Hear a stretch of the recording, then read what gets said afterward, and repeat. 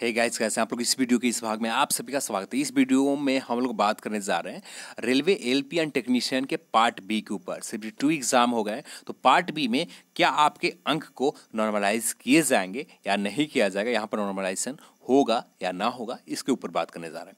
यहाँ पर मैंने 2 जोन के से ज़्यादा आसानी से बात हो जाते हैं, कोलकाता और सिकंदराबाद। ये 2 जोन के ऊपर मैंने आंसर के लिए फ़ोन किया था, साथ में मैंने नॉर्मलाइजेशन के ऊपर भी पूछा था। तो क्या बताएं, ये भी हम लोग इस वीडियो में रखने जा रहे हैं। साथ में हम लोग बात करेंगे ऑफिशियल ट्विटर हैंडल अकाउंट के ऊपर कुछ और लिखे गए हैं, यूट्यूब चैनल पर कुछ और बताया जा रहे हैं, तो इसके ऊपर भी हम लोग बात करेंगे। और साथ में ऑफिशियल जो नोटिफिकेशन है रेलवे का, उसको भी हम लोग देखने की कोशिश करेंगे, उसमें क्या लिखा गया उसको समझने की भी कोशिश करेंगे। तो चलिए सबसे पहले देखते हैं ट्विटर हैंडल अकाउंट के ऊपर। यदि आपको वीडियो पसंद आए तो लाइक करें, शेयर करें और साथ में चैनल को सब्सक्राइब करना जरूरी है, तो चैनल को सब्सक्राइब कर लें। तो कुछ लोगों का कहना है जो ट्विटर हैंडल अकाउंट है कोलकाता का ऑफिशियल वेबसाइट, तो वो फेक लोग, कुछ लोग कमेंट सेक्शन में बता रहे हैं तो जो फेक है आप इसे प्रमोट क्यों कर रहे हैं। तो बिल्कुल fake Twitter handle account Kolkata नहीं है। यहाँ पर आप देख सकते हैं, इस पर जैसे ही आप क्लिक करते हैं कॉन्टैक्ट अस पर, तो यहाँ पर आपको ट्विटर हैंडल अकाउंट के लिंक मिल जाएंगे। ये रहा आपका, ठीक है, @RRB कोलकाता। यहाँ पर जो भी बताए गए हैं अभी तक कोलकाता बोर्ड के ऑफिशियल ट्विटर हैंडल अकाउंट से, सारे चीज़ सही बताए गए हैं।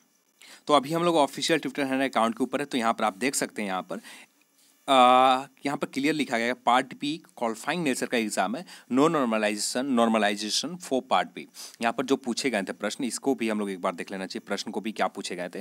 तो यहाँ पर क्लियर प्रश्न के ऊपर भी पूछे गए थे जो, sir please inform me in RRB LP and technician part B there is different trade and different shift and each trade have a different difficulty level, so is a normalization happen trade wise also. तो यहाँ पर trade wise normalisation किए जाएंगे या नहीं किए जाएंगे, इसके ऊपर पूछे गए थे। तो यहाँ पर पार्ट बी रिप्लाई आए, पार्ट बी क्वालिफाइंग नेचर का है, इस वजह से no normalization for part B. यहाँ पर ईच सेक्शन, जैसे ईच सेक्शन के ऊपर एक यूट्यूब चैनल जो बताया कि ईच सेक्शन के मतलब ये है कि पार्ट ए और पार्ट बी दोनों में नॉर्मलाइजेशन किए जाएंगे। बिल्कुल ये गलत है। जिन्होंने भी बताया ये चीज़, ये गलत बताया। यहाँ पर आप यदि इसको खोलते, ओपन करते हैं, जैसे ही ओपन करते हैं तो यहाँ पर कुछ और पूछे गए थे। यहाँ पर साइको टेस्ट के लिए पूछा गया था। साइको टेस्ट में सभी सेक्शन, ईच सेक्शन में 42% मार्क्स लाना, या सेपरेट किसी एक सेक्शन में पार्ट लाना है 42% मार्क्स, 42 मार्क्स लाना है। तो यहाँ पर क्लियर बताया गए थे कि ईच सेक्शन, तो ईच सेक्शन का मतलब ये हुआ कि यहाँ पर साइको टेस्ट के ऊपर पूछे गए और 42% मार्क्स सभी सेक्शन में लाने कि किसी एक सेक्शन में लाने, तो ये पूछे गए थे। तो यहाँ पर कुछ भी इसका मतलब नहीं है कि रेलवे बोर्ड ने, ऑफिशियल ट्विटर हैंडल अकाउंट ने इससे रिट्रैक्ट यानी इससे पीछे चला गया कि जो बताया वो गलत है। तो यहाँ पर रेलवे बोर्ड ने क्लियर बताया कि यहाँ पर पार्ट बी भी क्वालिफाइंग नेचर का है, तो पार्ट बी में नॉर्मलाइजेशन नहीं किए जाएंगे। अब यहाँ पर देख लेते हैं RRB कोलकाता बोर्ड से मैंने कॉल पर लगाया बात, तो वहाँ पर आंसर के ऊपर उन्होंने यही बताया, जो अपने वेबसाइट से आप लिंक पर क्लिक करते हो वो वेबसाइट सिर्फ टेस्टिंग के लिए है। जैसे टेस्ट पूरा कंप्लीट हो जाता है, जब चेक किया जाता है कि क्या आप कैसे आंसर की अपलोड, तो आपने देखा होगा कभी 10 तारीख लिख रहे थे, कभी 11 तारीख लिख रहे हैं, तो इस तरह से आ रहे थे। यानी उस दिन टेस्टिंग सही तरह से सब कुछ सही रहता था। यदि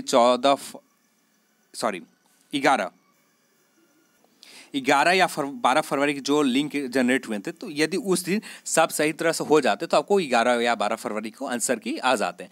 पर वहाँ पर यही बताया गया कि आप ऑफिशियल वेबसाइट को विजिट करते रहिए, कभी भी आंसर की आ सकते हैं। एग्जैक्ट डेट और टाइम नहीं बताया। अब बात करते हैं सिकंदराबाद। तो सिकंदराबाद नॉर्मलाइजेशन के ऊपर कोलकाता बोर्ड ने क्लियर कुछ नहीं बताया, कि आपको सिर्फ इतना ही बताया कि पार्ट बी क्वालिफाइंग नेचर का जो ट्विटर हैंडल अकाउंट पर लिखा गया, सिर्फ इतना ही बताया। अब इसके ज़्यादा जानना चाहते हैं तो आप ऑफिशियल ट्विटर जो नोटिफिकेशन है उसे एक बार आप जाकर पढ़ लें, वहाँ पर आपको क्लियर पर मिल जाएगा कि ठीक है, इतना ही बताया।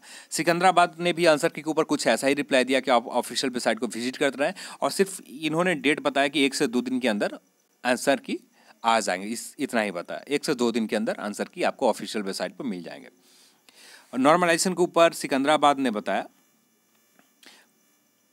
जो यहाँ पर पार्ट बी सेक्शन है, यहाँ पर क्वालिफाइंग नेचर का, और इस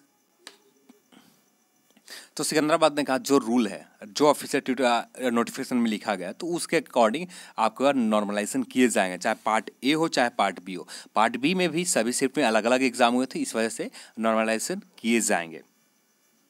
यदि बात करें ऑफिशियल नोटिफिकेशन में तो सिर्फ इतना ही मेंशन किया गया, marks will be normalize in all stages of exam, सिर्फ इतना ही मेंशन किया गया।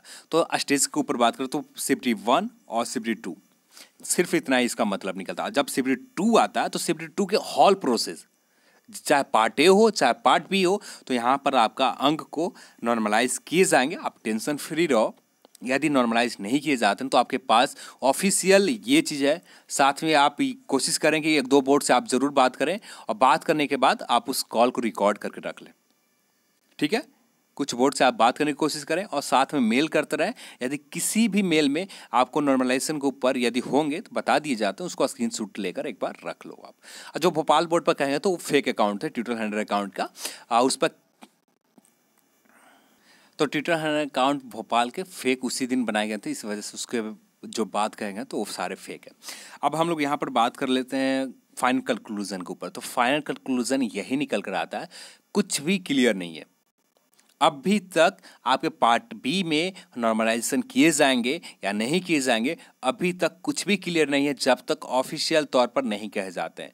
ऑफिशियल नोटिफिकेशन के अकॉर्डिंग बात करें तो यहाँ पर क्लियर मेंशन किए गए, marks will be normalize all the stage exam. तो वो स्टेज CBT 2 एक ही बार में लिए गए हैं, CBT 2 जो कंटिन्यू एक बार में लिए गए हैं और ना कि इसमें गैप हुआ। तो यहाँ पर CBT 2 एग्जाम में आपको नॉर्मलाइजेशन रूल के अकॉर्डिंग होना चाहिए। आपके पास एक ऑप्शन बचता है, यदि नॉर्मलाइजेशन नहीं किए जाते तो आपको आगे बढ़ने के लिए यहाँ पर ऑप्शन मिलता है। जैसे आपने ऑफिशियल रेलवे ने रिजल्ट के ऊपर जब रिजल्ट जारी किए गए थे तो वहाँ पर क्लियर मेंशन कर दिए थे कि आपको CBT 1 जो होगा क्वालिफाइंग नेचर का है, तो बाद में उसको रिजल्ट का संशोधन कर सभी को 30% 40% वाले को पास करना पड़ा। तो यहाँ पर भी आपके पास एक ऑप्शन बेहतर है, इसके आधार पर आप कह सकते हैं कि हाँ।